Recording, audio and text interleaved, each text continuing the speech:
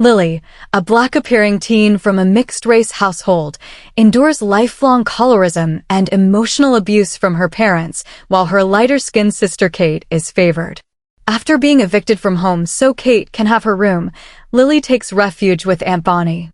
Kate confesses she's pregnant and, fearing their parents' violent reaction, joins Lily and Aunt Bonnie. Aunt Bonnie confronts the parents, forcing a family reckoning. Through therapy, crisis, and the arrival of baby Bonnie, the family slowly attempts repair. Lily learns to claim self-worth and protect the next generation. The August sun had the house leaning into sleep, curtains drooping, fans clicking like metronomes. Inside, a cake with one lonely candle sat forgotten on a lacquered dining table. In the guest room, boxes waited like patient witnesses. Lily wakes on a mattress that remembers her shape, impressions of nights spent watching the ceiling, mapping constellations of fluorescent light and worry. Her phone buzzes with a kind of silence that's almost louder than noise, no messages from her parents, one from Kate that says, "Be home tonight." It's my week. The word week feels like a coronation she never attended. She moves through the house like a ghost in garments. Framed school photos line the hallway, Lily's smile in the school picture, darker and more solemn than Kate's. A small ceramic cake stand, 2 tiers, is placed near the doorway. Kate loves theatrics.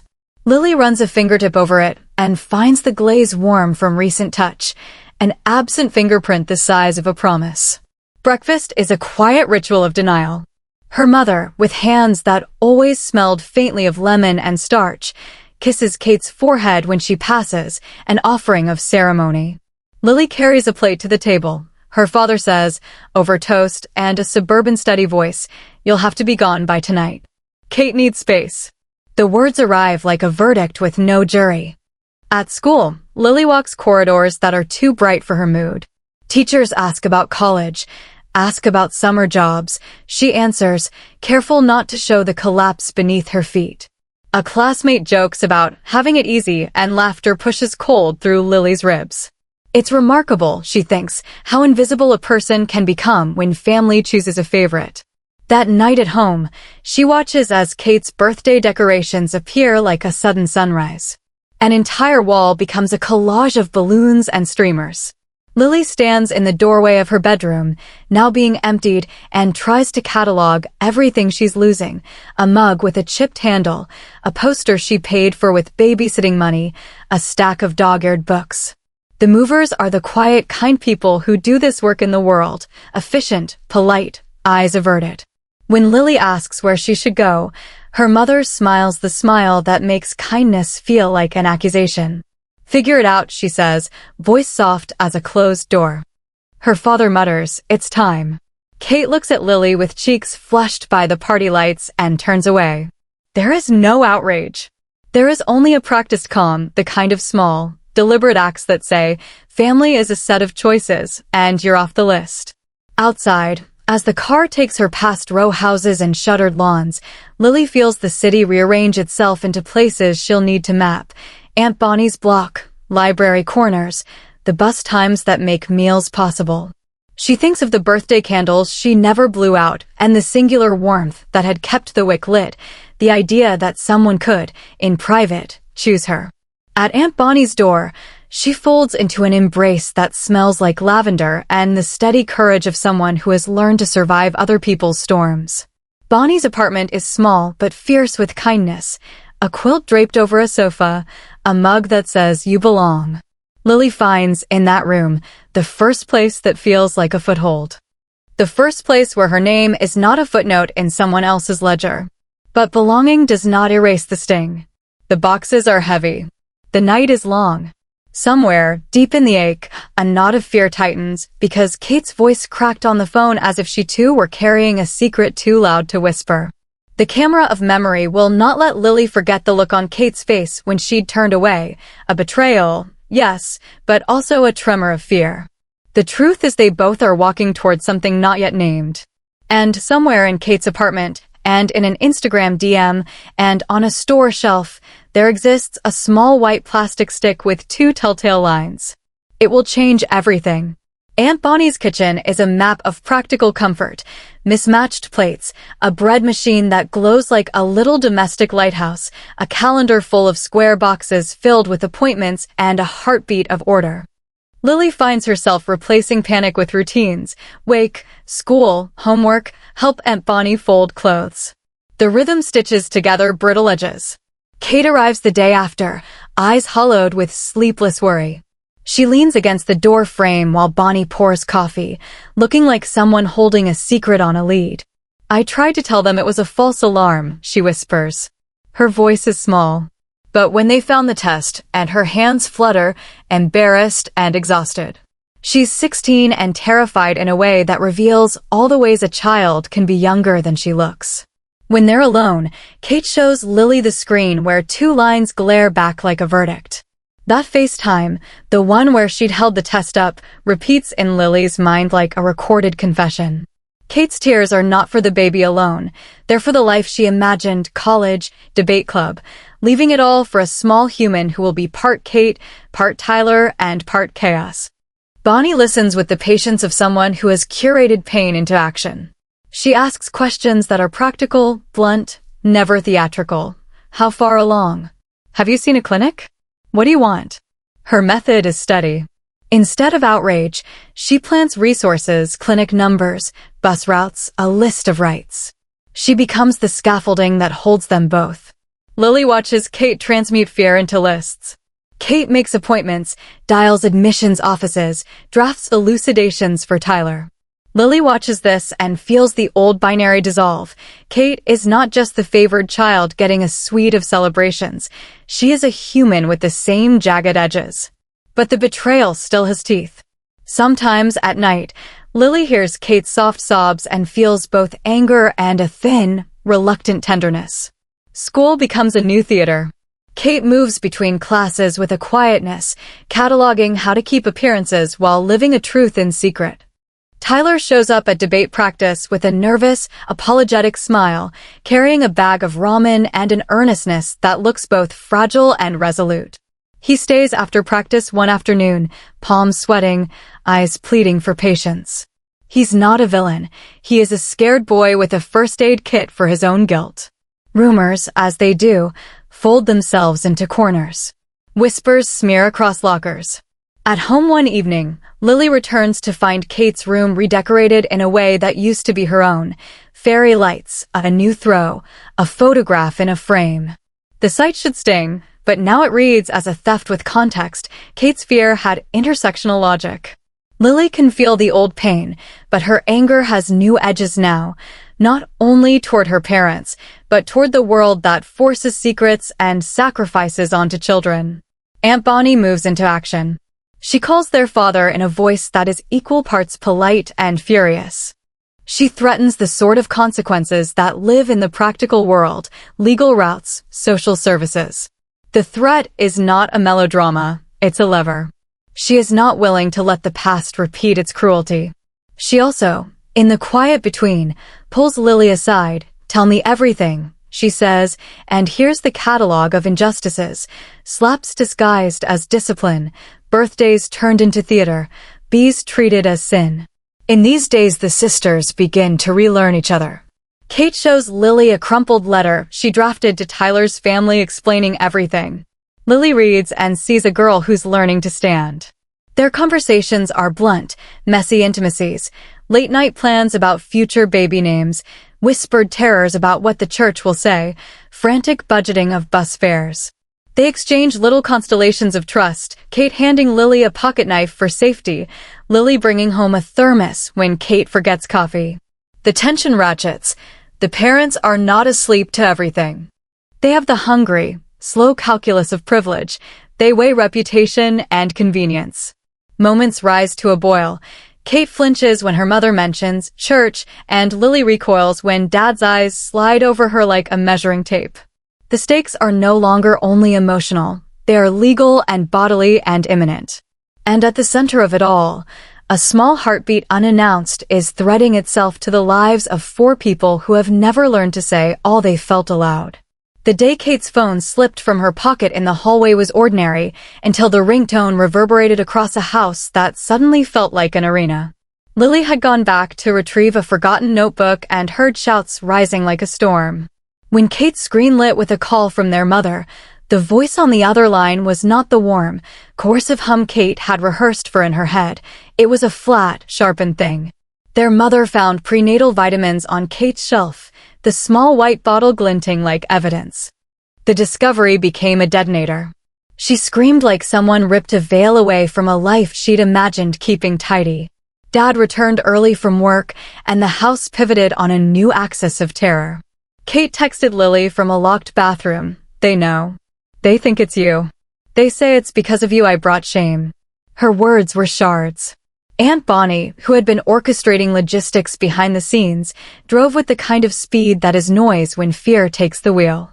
She arrived with a calm intent and an ambulance of paperwork, numbers, legal rights, a contact at the clinic. On the porch the scene was biblical. Voices clashed, neighbors slowed down, doors opened a crack like eyes. Dad's posture was a weapon. His hands were the oldest language he knew. Inside, things escalated. Mom produced the avalanche of manipulation she had been sharpening for years. Tears like a litany, accusations spun as love. Think of how this will damage our reputation, she said, as if reputation were a child she could shelter. When she screamed at Kate to choose an option, you must terminate or I will, the conditional hung in the air like a threat and a promise. Kate's answer is a pivot. There is a beat where she falters, the old reflex to fold under pressure almost winning. She can see the pictures of a life her parents have built for her, colleges, parties, a sanitized pedigree. But behind that is the visceral knowledge that this is her body, and someone else's decision would be ownership.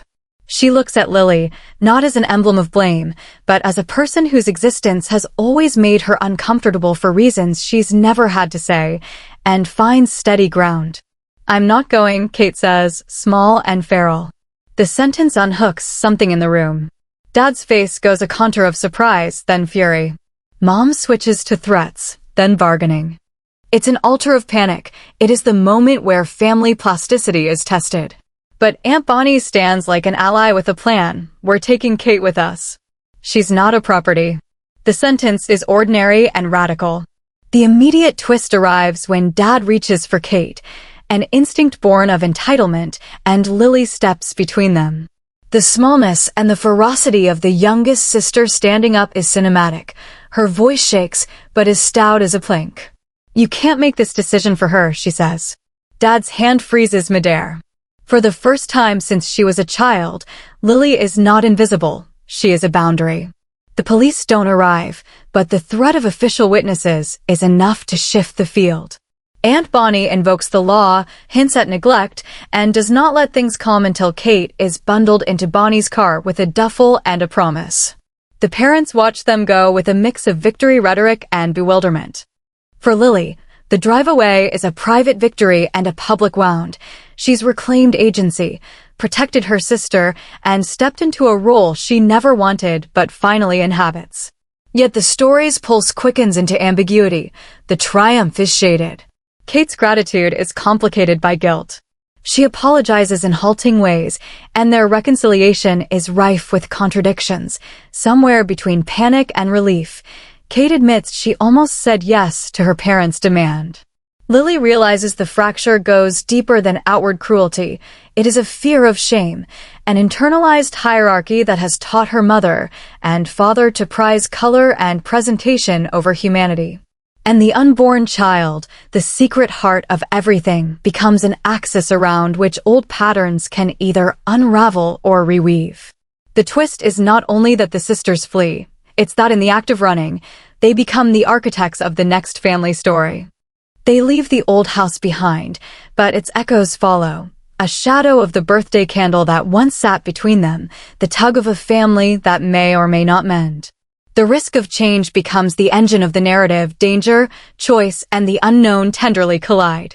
Weeks fold like scarves into the new life Aunt Bonnie sets as a gentle, insistent drumbeat. Kate's belly is still a secret under loose shirts. Lily learns to read its changes the way cartographers follow rivers. The house they live in together is small and loud with devotion, shelves rearranged to fit diapers someday, a hospital bag queued in the closet like an unread syllabus. A family meeting is scheduled as a controlled demolition, deliberate, orchestrated, with Aunt Bonnie as mediator and the parents summoned into a room that will not tolerate old patterns. Lily watches them arrive that day and wonders if apology can be a real object, a thing of weight rather than platitudes. Her mother's face is a series of practiced expressions which give way to a different fracture, vulnerability, maybe, or calculation. The room hums with heat, not just from summer, but from the pressure of words stacked like dynamite. Dr. Chin, the therapist, is a compact surgeon of language. She asks questions so simple their force is surgical. When did you start treating Lily differently? What did you hope to protect by doing this? Who are you protecting now? Each question is an X-ray. It reveals bone. Mom begins with defense. I was worried about reputation, and then, slowly, collides with an honesty she cannot fully control. She says the word the way people whisper a dangerous name. I know I favored Kate because she looks like me. I was afraid of what people would think of me if I had a darker daughter. The confession cracks the ceiling. Dad's face, usually made of granite excuses, crumples, regret pressed into his skin like a bruise. But confession alone is not repair. The room needs witnessing. Lily speaks with a voice that is not merely accusatory, but bearing witness.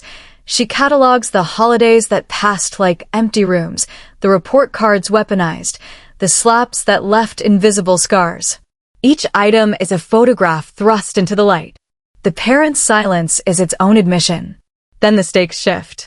Kate reveals some of the private threats she endured at home, pressure to terminate, insinuations that she would be ruined. The room tilts into ethical gravity. This is about bodily autonomy and control dressed in family clothes. Tyler's parents, present and stunned, nod in outrage. It feels like a temporary coalition of the once excluded. Yet old habits are sneaky. After the meeting, small regressions occur, a missed apology, a tone that carries old weight. Lily notices it like a ghost at the edge of a new photo, her mother slipping back into phrases like, for your own good. She learns that change is not a single scene, but a sequence of small tests. Aunt Bonnie counsels patience, but keeps a watchful eye. Legal lines are drawn even as hugs are exchanged. Concurrently, Kate wrestles with physical vulnerability. Morning sickness knocks her plan sideways. She must choose a path of self-care that both respects the pregnancy and the future she still wants.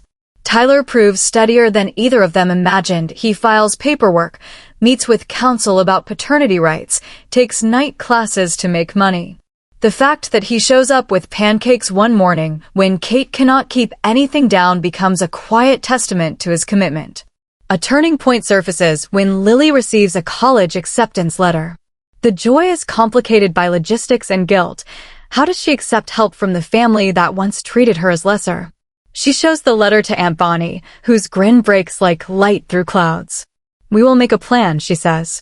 It's a practical decision with moral heft. It means futures are not mutually exclusive. As the family tiptoes through these new negotiations, the pressure tightens. A church gathering threatens to explode the story into the wider community. Gossip acts like gasoline, threatening to undo the work of the meeting. The parents panic at the thought of reputation again. This time, however, the girls have allies. Tyler's parents speak at the church privately. Aunt Bonnie engages a community advocate. The story that once would have been locked in the house is now circulating among adults who choose to protect rather than judge. The drumbeat accelerates toward the climax, choices about bodily autonomy, reputation, and the capacity to change. Small compromises have been brokered. Babysitting schedules are drafted. Therapy sessions are calendarized. Yet the family's old anger still flickers like an ember ready to flare. The true test approaches. Can confession become habit? Will the parents' apology survive the first real test of their resolve? On the horizon waits a hospital night, a graduation ceremony, and a community that may or may not care to witness transformation. Graduation day arrives like a promise tethered with fear. Lily's cap sits squarely on her head, black felt and tassel, and somewhere between the applause and the echo of her name there is the roar of a year condensed into a heartbeat. Kate's water breaks right as Lily steps forward to accept a diploma. The moment detonates everything. Panic ricochets in the hospital lobby. Friends who had been distant become the hands that carry them. Aunt Bonnie speaks with the authority of a captain steering through sudden storms. Tyler's face is taut with resolve. His fingers are steady as he drapes a blanket over Kate's knees. The family shows up, not as a script, but as a test.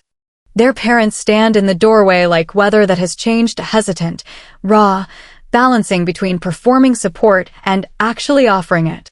Labor is a small universe of extremes. Kate roars and whispers.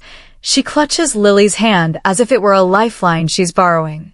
Lily's role is radical and uncomplicated. She is present.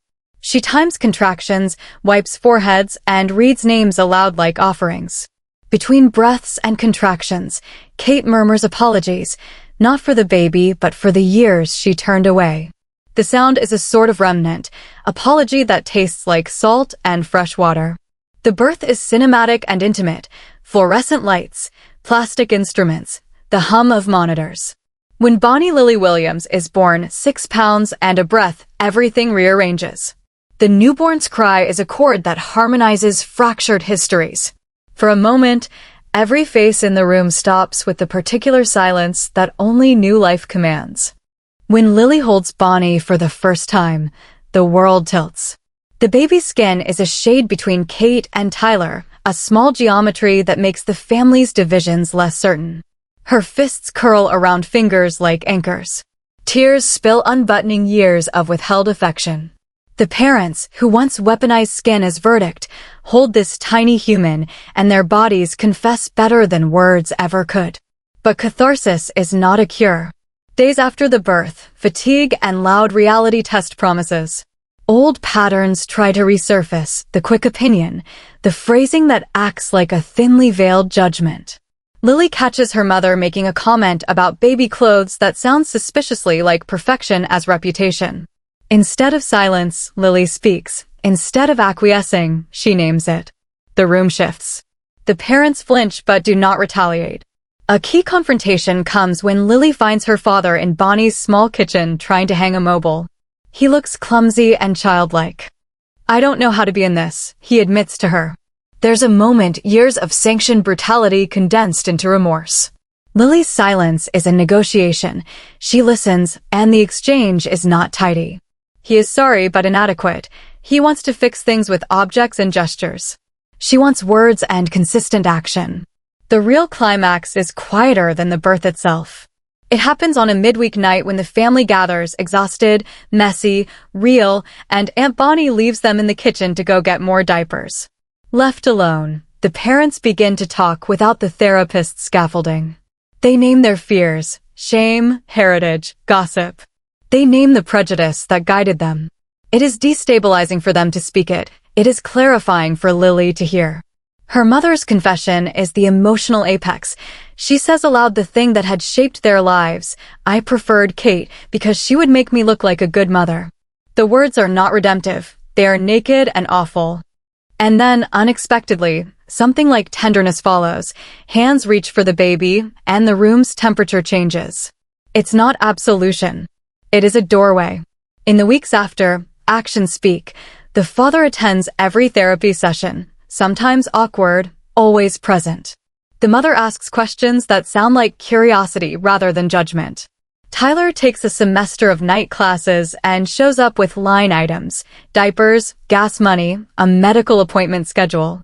Kate, sleep raw and luminous, tilts toward motherhood with a grit that's almost ferocious. The climax leaves no cinematic bow, no magic. Instead, it gives the work, the unglamorous, sustained labor of becoming different. There are wins, an honest conversation, a therapy appointment kept, a compassionate act when it used to be cruelty. There are losses, trust not yet mended, nights when Lily still flinches. The story reaches its high point in messy, imperfect reality, where resolution looks less like a healed scar and more like a wound being tended conscientiously. Months fold forward like slow pages. The household recalibrates around schedules, feedings, and after-school programs. Bonnie Lily Williams becomes a small sun around which everyone orbits. Her coos are a new language, her diapers a daily liturgy. The family's rituals change, birthdays are rebalanced, school nights are less tense, and therapy appointments are part of the furniture. Lily receives another acceptance letter, this time a scholarship that tastes like something she could actually touch. The celebration is small. Aunt Bonnie's pancakes, Kate's tired laugh, Tyler's shy grin. Her parents show up with a cake that is not ostentatious, it's sincere. Her father gives a small speech that's awkward and human. He acknowledges failures without theatrical repentance. It's modest, but it's a step that would once have been unthinkable. Forgiveness in this home becomes a verb that is practiced rather than broadcast.